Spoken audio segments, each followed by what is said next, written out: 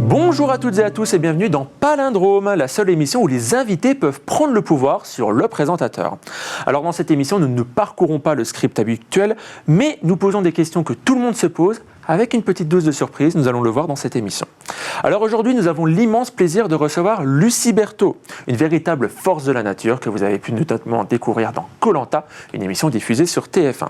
Mais Lucie Berthaud est bien plus que cela, elle est également une combattante émérite qui a parcouru pendant très longtemps les rings de boxe avant de se lancer dans le MMA. Alors est-ce que c'était une aventure zéro tracas, zéro blabla? Elle nous répondra. Avec sa passion pour les sports de combat qui l'a propulsée au sommet et son expertise reconnue en tant que journaliste, analyste et commentatrice, elle ne manque pas de faire réagir sur les réseaux sociaux. On va en parler. Dans Palindrome, les échanges sont authentiques et irrésistibles. Lucie Berthaud, vous êtes notre invitée et cette sentence est irrévocable. Salut Lucie. Salut, merci pour l'invitation. Mais avec grand plaisir, merci à toi d'être avec nous. Je sais que tu as un emploi du temps particulièrement chargé, donc tu as pu libérer un peu de ton temps. Tu viens nous voir parce qu'il y a quelques temps, maintenant, c'était début mai, il y a eu le show Bellator en direct de l'Accor Hotel Arena à Paris. Merci, on va se le dire honnêtement. Toi, tu as pu commenter l'événement en direct sur DAZN. Est-ce que tu peux nous faire un petit débrief de l'événement? Comment tu l'as ressenti? Écoute, depuis que le MMA a été légalisé en France, on voit de vraies stars émerger, notamment Cédric Doumbé. Et c'est vrai que les événements où on peut retrouver Cédric Doumbé en tête d'affiche, c'est toujours une promesse de divertissement. Et là, clairement, on n'a pas échappé à ça. Je pense que c'était l'un des plus beaux événements que j'ai eu à commenter. Et même en tant que participante, j'ai pas l'impression d'avoir eu un si beau Bercy, à vrai dire. Parce que donc j'ai été combattante à Bercy, j'ai aussi été journaliste. Et pour le coup, ça a vraiment été le plus bel événement que j'ai pu présenter, commenter, vivre, expérimenter. Ah, ça t'a donné envie de retourner sur le ring ou tu t'es dit, bon, je suis quand même bien en tant que commentatrice? Alors le ring, non, maintenant c'est la cage. Mais, oui, la cage, oui. Mais en fait, le problème, c'est que quand on est combattante, surtout depuis autant d'années que moi, on a sans arrêt des petits démons et des mains qui tremblent à l'idée de recombattre. On a envie d'y retourner, d'en découdre. Ouais, il y a une partie de moi qui a envie d'y retourner, une partie de moi qui se dit, oh, tu ferais mieux de reprendre ta retraite, mais ouais, je reste partagé. Aujourd'hui, c'est le challenge qui m'excite, donc si on me propose une belle échéance avec de beaux objectifs et puis un bon chèque à la clé, je ne refuserai pas, effectivement. Ouais, alors si j'ai dit ring, c'est parce que pendant très longtemps, tu as été une combattante de boxe anglaise, notamment, on va y revenir dans quelques instants. Mais tout d'abord, j'imagine que cette expérience il y a quelques mois maintenant, début mai, ça t'a rappelé des souvenirs, notamment ta première victoire, première victoire à l'Accor Hotel Arena, contre Maggie Berchel. C'était le premier show Bellator. C'est ça. Je te propose de regarder quelques images et on en reparle dans quelques instants. Ok.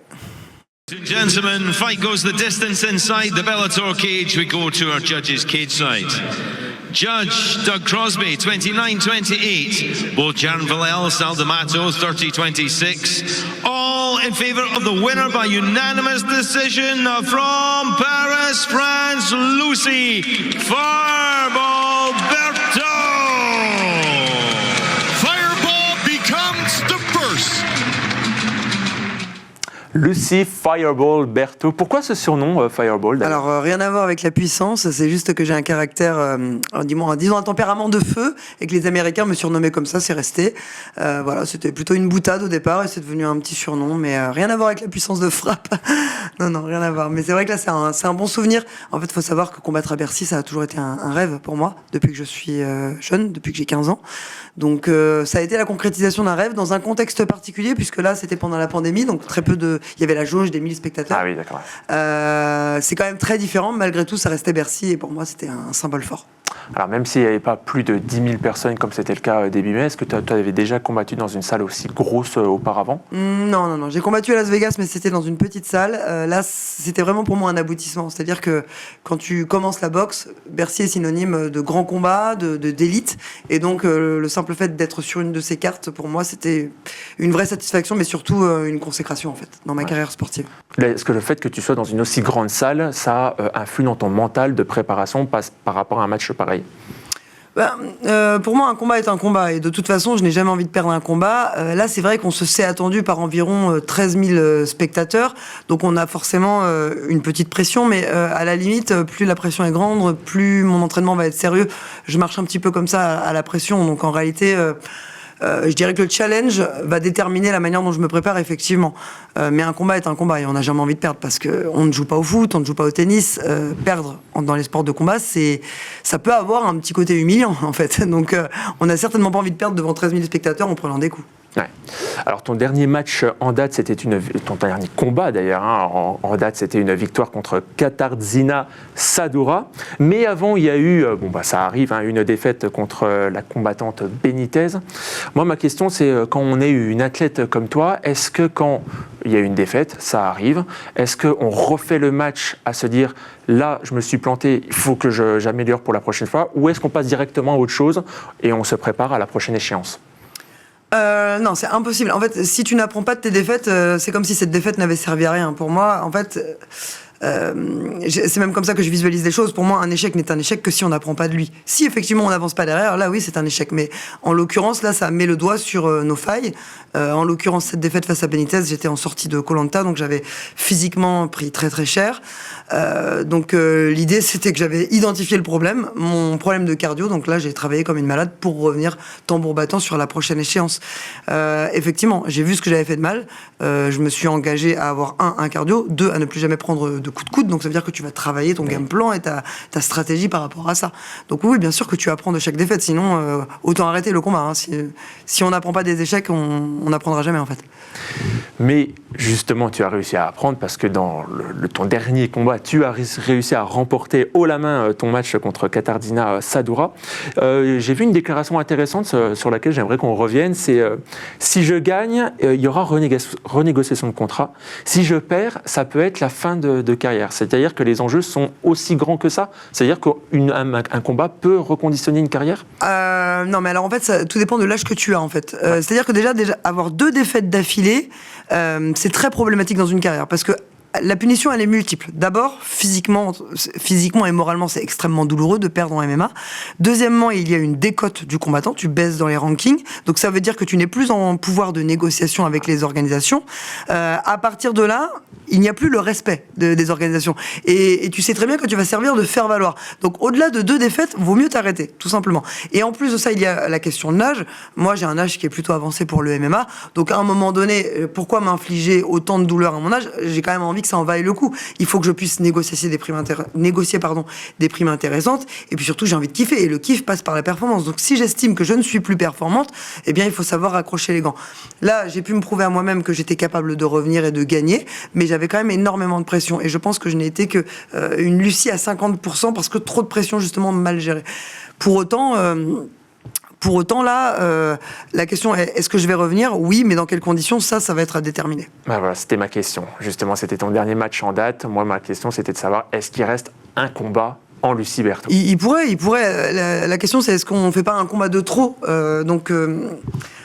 Faut quand même faire des combats qui sont intéressants sur le papier. Si je vois qu'on m'envoie un petit peu au casse-pipe face à une fille qui monte, je n'accepterai pas le combat parce que je sais pourquoi on m'appelle et j'ai pas envie qu'on m'appelle pour ça. J'ai envie qu'on m'appelle parce que je mérite d'être là de par mon niveau, de par mon aura, de par ce que je suis. Donc on verra. Je me ferme pas de porte. Je peux être sur une fin de carrière tout comme je peux ne pas être sur une fin de carrière. C'est très ouvert. Ouais, t'attends de voir, ouais. Moi je me laisse vivre. Moi je suis comme ça. Y a pas de souci. Moi, justement, un dernier combat ou un prochain combat, est-ce que t'as quelqu'un en tête? Non, j'ai personne en tête. En revanche, j'aimerais bien combattre pour le Bellator Paris qui aura lieu en novembre prochain. Ce sera une très grosse carte encore une fois. Le Bellator traite très bien ses combattants. C'est pour ça que j'ai envie du Bellator. En fait, pour ne rien cacher, il y a d'autres organisations qui me veulent, mais moi, comme je vous l'ai dit, je ne combattrai pas pour peu d'argent. Si je combats, c'est que ça en vaut la peine. Ok. Parce qu'il y a de vrais risques de santé. Je me suis quand même fait un ligament croisé l'année dernière. Ça m'a franchement séché dans ma saison. Donc, les conséquences ont été assez graves au niveau financier. Donc, quand on prend des risques aussi importants, parce que je me suis quand même retrouvé invalide en béquille avec ma mère qui a dû vivre chez moi pour m'aider, c'est très compliqué de vivre comme ça. Donc, quand tu prends des risques aussi grands, faut que ça en vaille le jeu, en fait. Faut que financièrement, je m'y retrouve. Ouais. Ça ne t'aura pas échappé, c'est les Jeux Olympiques, cette année olympique à Paris. Est-ce que le MMA, qui a été légalisé il n'y a pas très longtemps, tu en as parlé, pourrait devenir une discipline olympique selon toi ? Ah oui, c'est déjà en discussion depuis plusieurs années. Ça ne m'étonnerait pas que le MMA soit en démonstration peut-être au JO de Los Angeles, parce que la culture s'y prête, c'est un territoire fertile, c'est un petit peu la Mecque du MMA, donc ça ne m'étonnerait pas qu'il y ait au moins une démonstration à Los Angeles. Mais après, je ne suis pas dans les conversations, je ne suis pas au fait de tout ça. Mais oui, c'est en discussion, et clairement, c'est un sport qui fédère énormément. C'est le sport qui a connu la plus forte croissance des 10 dernières années, donc ça aurait du sens. Et surtout, de par la puissance économique de ce sport, moi, je trouve que ce serait pas inintéressant, franchement. Ouais. Bon, tu viens de l'American Top Team, donc je pense que tu sais de quoi tu parles en termes des États-Unis, donc effectivement, ça serait approprié. Moi, ma question que j'aimerais savoir, c'est, tu as fait de la boxe anglaise, évidemment, avant le MMA, on n'en a pas beaucoup parlé encore dans cette émission. Tu étais à 2 doigts de faire les Jeux Olympiques à Londres, c'était en 2012. Moi, j'aimerais savoir, est-ce que quand tu fais de la boxe, louper les JO, c'est quelque chose de grave, entre guillemets, ou est-ce que tu dis, il y a tellement d'autres compétitions, d'autres échéances à l'international que ça peut permettre de compenser? Non, pour tout sport olympique, le seul temps fort qu'on a dans une carrière, c'est aux Jeux Olympiques. Donc si tu loupes ce tournant-là, en réalité, tout perd un peu de son sens. Après, la chance que j'ai eue, c'est que moi j'ai commencé la boxe anglaise à une époque où les femmes n'étaient même pas olympiques, donc je sais ce que c'est d'être une boxeuse qui n'a même pas cet accès. Mais à un moment donné, les femmes sont arrivées au jeu et c'était vraiment le tournant de ne pas louper. Je l'ai loupé. C'est vrai que j'ai quitté le milieu avec une certaine aigreur, je ne vais pas vous mentir. Mais du coup, j'ai transformé ça. C'est-à-dire que c'est à ce moment-là que je deviens journaliste, parce que j'avais préparé l'après-carrière. On va en parler, ouais. Et en devenant journaliste, eh bien, je prends un petit peu, à ma manière à moi, ma revanche sur la vie, parce que c'était un autre rêve que j'avais. Donc finalement, il y a un objectif qui ne fonctionne pas comme je le souhaite. Bon, je réussis à réaliser un autre rêve, et puis derrière, je pars en MMA, et finalement, le MMA m'apporte tout ce dont je rêvais, c'est-à-dire un combat à Las Vegas, un combat à Bercy, un vrai statut de sportif professionnel, avec le chèque qui va avec, et la notoriété qui va avec. Donc à partir de là, finalement, c'était peut-être un échec qui m'a rendu service. Parce que si je n'échouais pas ce jour-là, je ne devenais peut-être pas journaliste immédiatement. Et en ne devenant pas journaliste, je ne découvre pas le MMA. Et donc, c'est un enchaînement, en fait. Ah, et tu penses que tu aurais fait quoi, du coup, aujourd'hui ? Oh, j'en ai aucune idée, tu sais. Avec des sciences. Mais la vérité, c'est que je pense que les portes se fermaient pour moi en boxe. Ce n'était plus mon temps. Je pense que j'ai suivi un chemin qui était plutôt logique pour moi, en fait. Qui n'était pas pour le monde entier, mais qui l'était pour moi à ce moment-là. Comment tu sens les Jeux Olympiques cette année ? Il y a des pépites à nous citer, peut-être. On entend beaucoup parler des noms de Sofiane Oumia, Estelle Mosley évidemment, Amina Zidani du côté des femmes. Qu'est-ce que tu ressens pour ces prochains Jeux ? Moi, je vois bien Estelle Mosley faire un doublé. Je pense qu'elle va reprendre un titre. Sofiane Oumia peut le faire aussi. Maintenant, à voir, parce que pour le coup, en boxe olympique, ils ont un âge avancé. Très sincèrement, je vais être tout à fait transparente avec toi. J'ai quitté la boxe sans me retourner. C'est-à-dire que maintenant, je suis full MMA et je m'intéresse essentiellement au MMA. Et pour tout te dire même, moi je ne vais pas être à Paris pendant les Jeux, je compte aller en Thaïlande me préparer pour un potentiel combat en MMA. Donc, c'est pas un événement qui te touche particulièrement ? Non, parce que je dirais que cet épisode m'a blessé à l'époque et quelque part moi quand je suis blessé je me retourne jamais en fait. C'est un peu comme une rupture amoureuse. Jamais se remettre avec son ex. Non, jamais, je me retourne jamais. Bon, et là c'est un petit peu pareil avec la boxe malheureusement, et donc ouais, je pense qu'au moment des Jeux je ne serai clairement pas en Île-de-France. Pour moi, ça va être l'enfer cette période, donc je préfère aller en Thaïlande, vivre ma meilleure vie et me préparer pour un potentiel combat qui me fera kiffer vraiment. Alors, tu en as parlé en 2021 à Ouest France et tu en as parlé il y a quelques instants. La boxe m'a amené au journalisme et le journalisme m'a amené au MMA. On va en parler en deuxième partie d'émission. Mais tout de suite, je te propose de passer à une séquence un petit peu piquante de l'émission. C'est Trendix. C'est parti. Trendix, c'est tout simplement la séquence qui va nous permettre de voir ce qui se dit sur toi sur les réseaux sociaux. On a choisi 5 tweets et on va te demander de réagir un petit peu dessus. Voilà, je vais te poser quelques questions et il faut y répondre. C'est finalement le principe d'une interview. Je te propose de regarder le premier tweet Voilà, le premier tweet à l'écran. Donc, en train de lire le livre de Lucie Berthaud, journaliste et aussi sportive de haut niveau. MMA, le rêve américain. Très intéressant. Elle décrit son parcours, ses hauts, ses bas, sa découverte des États-Unis. C'est pas mal du tout. Ton expérience aux États-Unis, j'imagine que c'est quelque chose de fondateur dans ta carrière de combattant. C'était une expérience que je rêvais d'avoir dans tous les cas. Et encore une fois, le MMA m'a permis de réaliser ce rêve-là.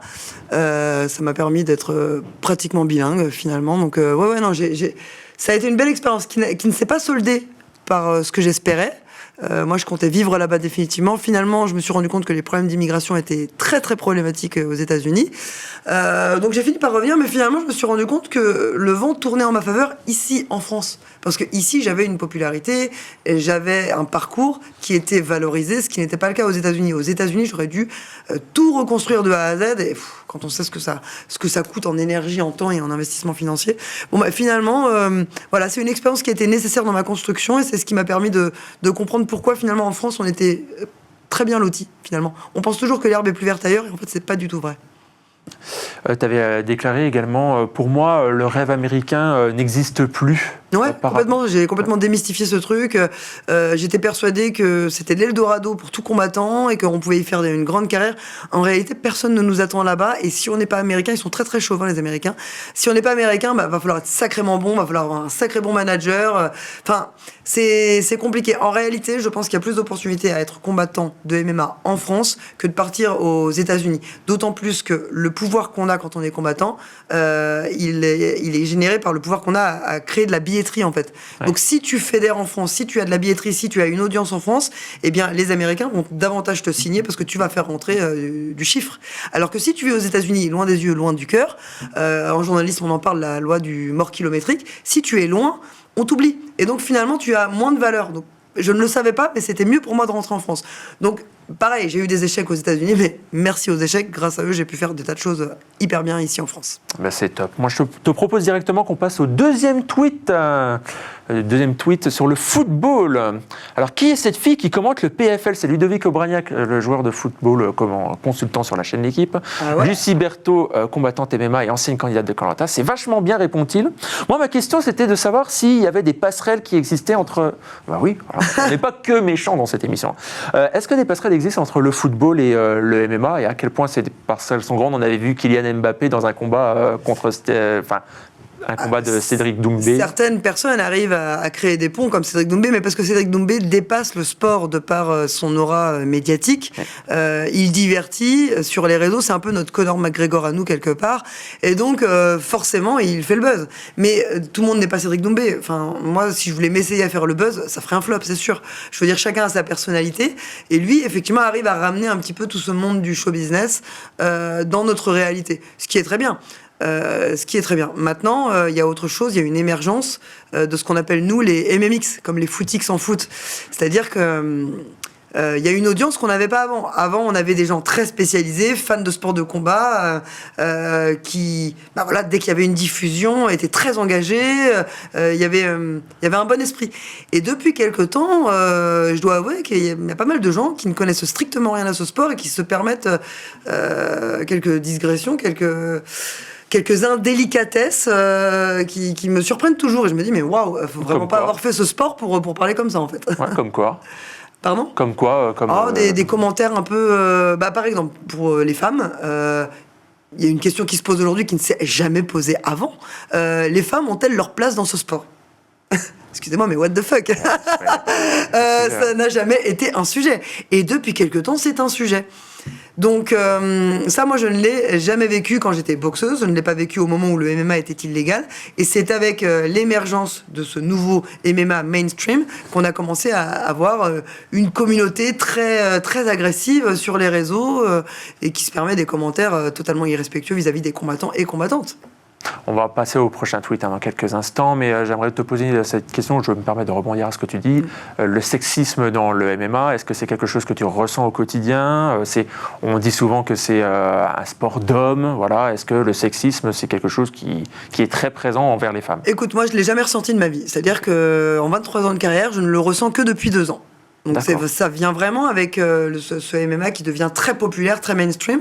Et effectivement, il y a à boire et à manger sur les réseaux. Alors après, on va pas se mentir, X, donc qui est la nouvelle version de Twitter, c'est quand même un lieu où les gens déversent beaucoup de haine. Donc pour être honnête, moi j'y vais un peu moins. J'y vais un peu moins parce que ça te fait mal au cœur pour rien. Les gens ont tendance à oublier qu'il y a des êtres humains. Alors ils légitiment leurs propos à travers le fait que bah oui, mais nous on paye un abonnement, donc on venait. D'accord, mais en fait, n'oubliez pas qu'il y a des gens qui peuvent être aussi sensibles derrière. Alors, en tout cas, moi, c'est vrai que c'est mon cas un petit peu. Du sexisme, oui, j'en vois. C'est-à-dire qu'on a parfois l'impression que oui, c'est un milieu d'hommes et il n'y a que les hommes qui ont le droit de parler de ça. Ouais, mais en fait, moi j'ai un vécu qui légitime totalement le fait que je sois là aujourd'hui. 23 ans de carrière, Muay Thai, boxe anglaise, MMA, 2 diplômes dans 2 écoles prestigieuses de journalisme, une expérience sur les chaînes de sport de combat, j'ai commenté sur la terre entière, j'ai combattu sur la terre entière, donc j'estime que je suis archi légitime. Eh bien, il y en a encore qui arrivent à contester ça, c'est incroyable. Alors du coup, quand on ne peut pas t'attaquer sur tes propos, on va t'attaquer sur le physique, sur la voix, sur des choses qui n'ont absolument pas leur place quant à la pertinence du propos, en fait. On est là pour donner du contenu de qualité, mais on va t'attaquer sur d'autres choses plus mesquines. Et c'est ça que je regrette. Maintenant, ça reste une minorité. Oui, franchement, c'est sûr. une minorité. Je dirais que ça représente, sur 100% des commentaires que je reçois, ça représente peut-être 15%. Mais ces 15%, ils peuvent faire mal au cœur parfois. Oui, on va en reparler du dernier tweet sur Koh-Lanta notamment. Koh-Lanta, attention Lucie. Non, justement, ça me permet de rebondir par rapport à ce que tu dis. Est-ce que tu préférerais un MMA populaire, mais avec tous ces éléments négatifs dont tu parles, ou un MMA plus confidentiel comme c'était le cas avant, mais sans tous ces éléments-là? Non, en fait, j'ai aimé les 2 périodes. J'ai aimé la période confidentielle parce qu'il y avait un côté où tu te sentais marginal et en même temps extraordinaire de par cette marginalité. Mais d'un autre côté, on était complètement sous-payé. Aujourd'hui, on peut avoir les moyens de nos ambitions, on peut être vraiment bien payé, mais ça va avec son cortège de communautés engagées dans le bien comme dans le mauvais. Donc, il faut prendre le bon et le mauvais. Maintenant, c'est vrai que peut-être que je suis pas faite pour être une célébrité, j'en sais rien. En tout cas, moi, j'ai du mal avec la méchanceté gratuite. Et attention, quand je dis pour être une célébrité, j'en suis pas une. Hein. Je dis juste que peut-être que j'aurais du mal, moi, à l'être, justement, par rapport à ça. Donc, je dis bien j'aurais. Oui, bien sûr. Au conditionnel. Voilà, faut encaisser ça. Je suis pas forcément, j'ai pas forcément peut-être les épaules pour ça. Pour autant, voilà, ça fait partie du jeu. À partir du moment où tu es visible, ça fait partie du jeu. Typiquement, Cédric Doumbé, bon, il est très populaire, mais il a aussi beaucoup de haters. Waouh, il a les épaules pour ça, lui. Il l'a. Moi, je pourrais pas jouer cette carte-là. Okay, je prône la bienveillance. J'ai envie d'un public bienveillant qui comprend ce qu'on fait, qui comprend qu'en fait, on joue notre vie, notre santé. Quand on vient dans la cage, c'est dramatique parfois, hein, ce qui se joue. Il y a énormément d'enjeux personnels. Et pour ça, pour le courage qu'a ce combattant, on doit le respecter. Et j'ai l'impression que les gens se rendent pas compte de ce qui se passe. C'est hyper grave. Quand on rentre dans une cage, on sait comment on entre, on ne sait pas comment on sort. Et comment ne pas respecter ça, ce courage, en fait. Et c'est ça qui me dépasse. Alors peut-être que je suis trop imprégné, c'est peut-être pour ça que je comprends pas. Mais tu penses quoi du coup du trash talk en pré-combat et l'émergence du storytelling? C'est pas moi mon style. Maintenant, ça divertit le public. Je pense qu'on a besoin de personnages comme ça. Doumbé fait très bien le job. On a besoin de gens comme lui, mais pour autant, moi, j'aime pas ça. J'aurais trop peur de me porter la poisse, donc je préfère éviter ça. Je reste dans le respect. Par contre, j'aime bien quand on a cette condescendance vis-à-vis de moi parce que ça réveille quelques démons. Donc, je suis pas contre qu'on le fasse avec moi, au contraire. Okay. Ça va me stimuler. Par contre, moi, j'aurais jamais cette attitude. Et tu répondrais pas, du coup? Non. Okay. Je la regarderais avec des yeux qui veulent tout dire. Tu réponds dans la cage, quoi. La seule vérité, c'est la cage. Voilà. Ok. On passe au dernier tweet. Avant de passer à la dernière partie de l'émission. Ça va me faire plaisir alors. Ouais, non, ça va. Franchement, on t'épargne. Alors, c'est effectivement, on parle de tes actions. Lucie Berthaud, finaliste de Koh-Lanta, subit un TKO inattendu et s'incline face à Carla Benitez. Ok. Ouais. Et après, là, c'est la réponse surtout qui m'intéresse. Genre, avoir participé à une émission de télé-réalité, c'est une ligne sur un CV qu'on met en avant. Est-ce que toi, ça te saoule? Non, c'est pas ça. En fait, ce qui s'est passé, c'est que, pour être très franche, que ce soit les médias ou l'organisation, ils ont joué sur la carte Koh-Lanta pour aller toucher un autre public. Parce que Koh-Lanta est très mainstream et le MMA était encore un peu confidentiel à ce moment-là. Et c'est vrai que la communauté des sports de combat, elle n'en a strictement rien à faire que j'ai fait Koh-Lanta ou pas. Eux, ce qui les intéresse, c'est ce qui se passe dans la cage. Et donc, je pense que ça a un petit peu gonflé la communauté qu'on mette ça en avant constamment parce que ça n'a rien à voir avec le combat en fin de compte. Mais c'est normal, c'est du marketing, c'est de la communication, c'est normal que les médias et les organisations utilisent cet argument. Je peux comprendre aussi que la communauté des sports de combat n'en ait strictement rien à faire. Ce sont deux mondes très différents. Moi, j'essaye de joindre un petit peu ces deux mondes-là et ça m'a beaucoup apporté Koh-Lanta. Koh-Lanta, ça m'a permis d'avoir des collabs sérieuses, d'avoir des sponsors. Ça m'a permis de libérer du temps pour faire ce que j'aime, à savoir le journalisme et le combat. Donc moi, je suis très reconnaissante de ce que Koh-Lanta m'a apporté. Et ça fait partie de ma personnalité. Maintenant, c'est pas parce que ça fait partie de ma personnalité que ça correspond à l'audience du MMA. Donc là, je pense qu'on a deux communautés, et que ce soit donc le média, donc RMC Sport, qui parle de ça, et l'organisation Hexagone MMA, eux, ils ont eu envie de jouer sur ce tableau-là pour aller peut-être chercher un petit peu des parts de marché, entre guillemets. Mais tu prends que le positif, quoi. Ouais, non, on peut pas leur en vouloir. Ouais, je comprends. C'est une stratégie de com, et même moi, j'en ai joué, en réalité. On va pas... Lucie Koh-Lanta sur Instagram, peut-être aussi. Ah ouais, non, mais alors je peux pas le changer, ça, pour info. Ah. Je voulais changer le nom parce qu'à un moment donné, ce n'est pas ce qui me définit en tant que personne. En fait, à l'instant T, au moment de la diffusion, j'ai mis Lucie Koh-Lanta pour les SEO, pour le référencement, pour qu'on me trouve plus facilement. Mais en fait, j'ai eu ma pastille bleue avec ça. Et donc maintenant, je ne peux plus changer. Ah ouais, sinon tu perds ta pastille bleue. Je peux perdre ma pastille bleue. Et donc, ils me disent, quand je change de nom, ils me disent que je dois contacter Meta. Ouais, mais qui a le contact Meta? Pas moi, en tout cas. Ils sont hyper inaccessibles. Donc bon, on verra. Bon, on embrasse les gens de Meta qui regardent cette émission. Ouais, qui vont te changer ton Moi, nom. j'aimerais bien m'appeler juste Lucie Berthaud, mon nom, en fait. Récupérons ton nom de famille, finalement. Alors justement, on va passer à la deuxième partie de cette émission. J'aimerais commencer par un projet que tu as réalisé récemment et qui transitionne finalement parfaitement entre ton parcours de combattante et la création dans laquelle tu te plais maintenant, la création, le journalisme en tout cas. Tu allé tourner un très beau documentaire sur le MMA, sur l'île de la Réunion finalement. Écoute, je te propose qu'on regarde un extrait, on en reparle dans quelques instants. Mais non, c'est... Mamie.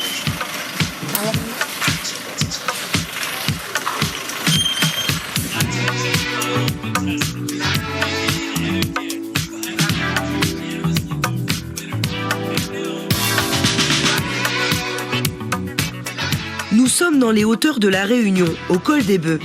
C'est le point de départ pour descendre en trek au cirque de Mafat. C'est ici que le groupe s'est donné rendez-vous pour une aventure hors du commun.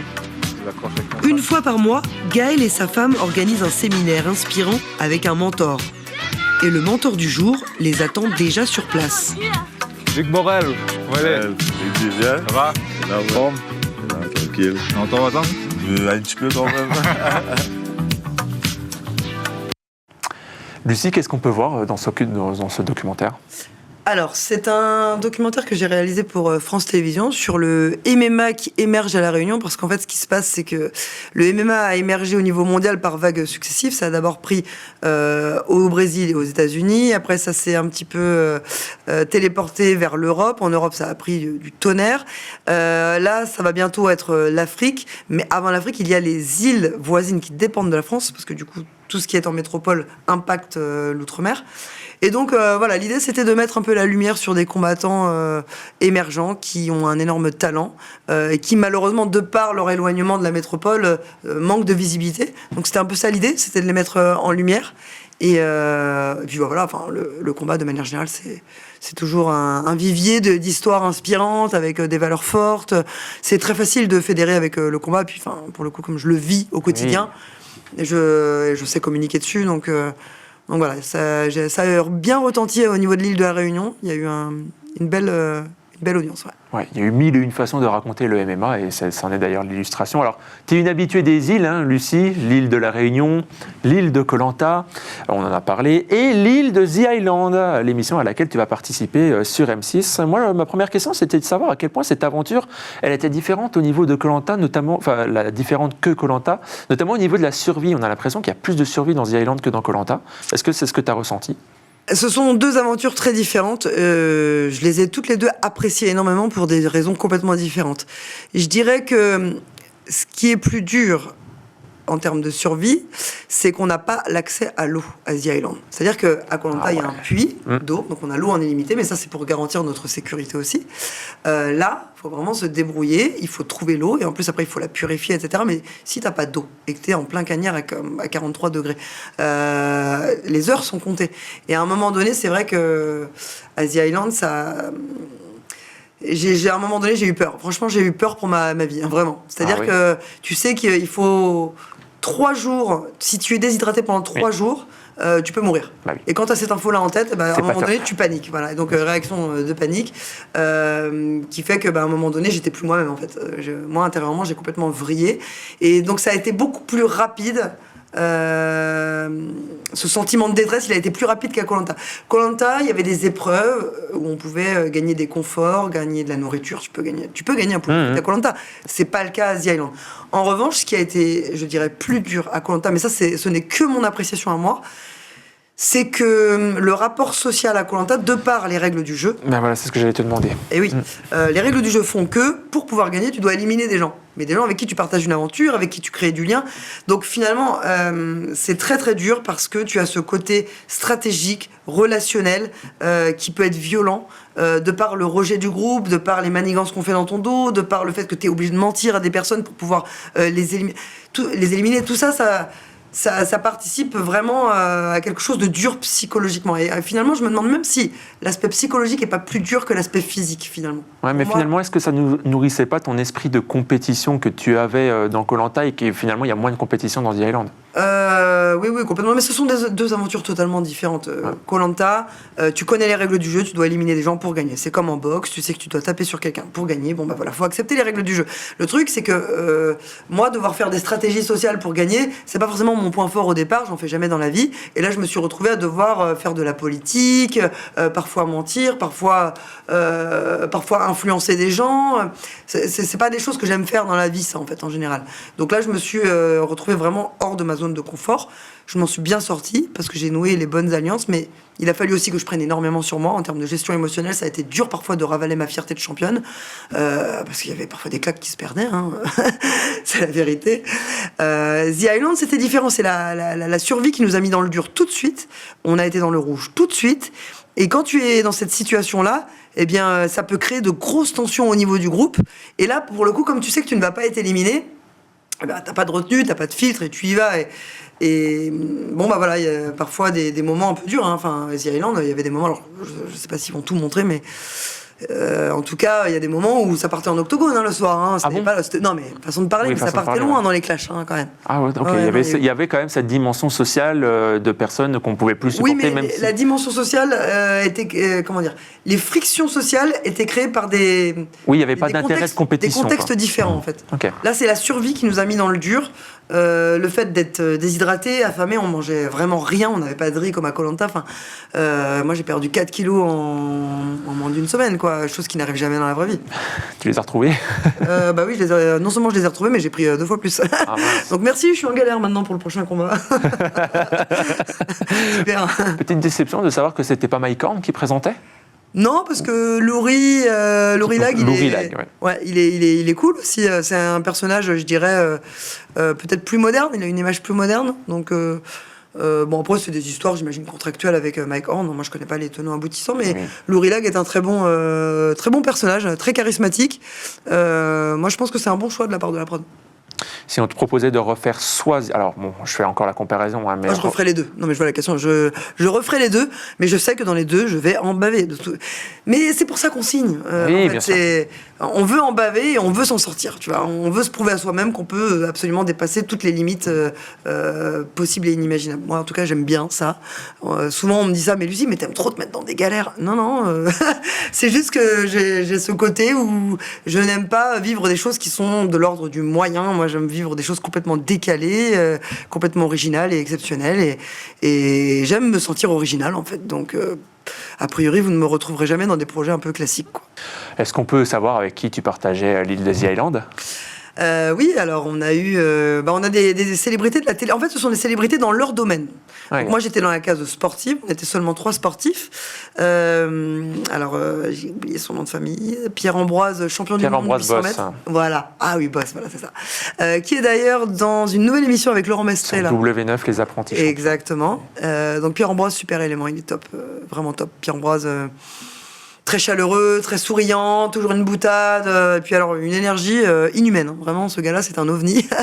Mais bon, lui aussi, la survie aura eu raison de lui, vous le verrez dans l'aventure. On a Julien Cohen. Affaire conclue. Ouais, affaire conclue. Sacré personnage. C'est positif ou négatif? Il y a des hauts, il y a des bas. Ah, d'accord. C'est quoi les bas? C'est ça qui nous intéresse. Oh, tu verras ça dans l'émission, mais on a eu des hauts et des bas avec Julien. On a Delphine Vespizer, qui est une ancienne Miss France, présentatrice sur le groupe M6, qui a fait TPMP. Nathalie Marquet, femme de Jean-Pierre Pernaut. Oui.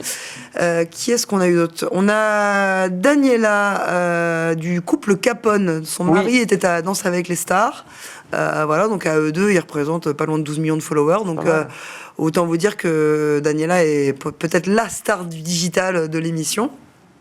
On avait donc Sidney Govou chez les sportifs. On avait. C'est un beau c'est pas mal déjà. Finalement. C'est pas mal. Et il y a donc Lucie Berthaud qu'on retrouvera donc très prochainement sur M6.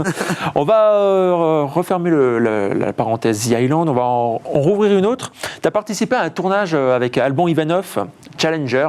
Tu joues une commentatrice. On te retrouve beaucoup sur les commentaires maintenant, que ce soit sur RMC, sur DAZN, peut-être d'autres plateformes, qui sait. L'équipe, voilà. Est-ce que c'est dans ce domaine que tu te vois à l'avenir d'être full commentatrice? Alors j'aimerais bien, mais ce qui se passe, c'est que je suis hyper spécialisée. Ouais. On me propose souvent des dates parce que j'ai réussi à me positionner dans ce domaine-là. Maintenant, je pense qu'il faut quand même diversifier ses activités parce que le journalisme est un milieu qui peut être versatile par moment. Il y a des chaînes qui peuvent ouvrir, d'autres qui peuvent fermer.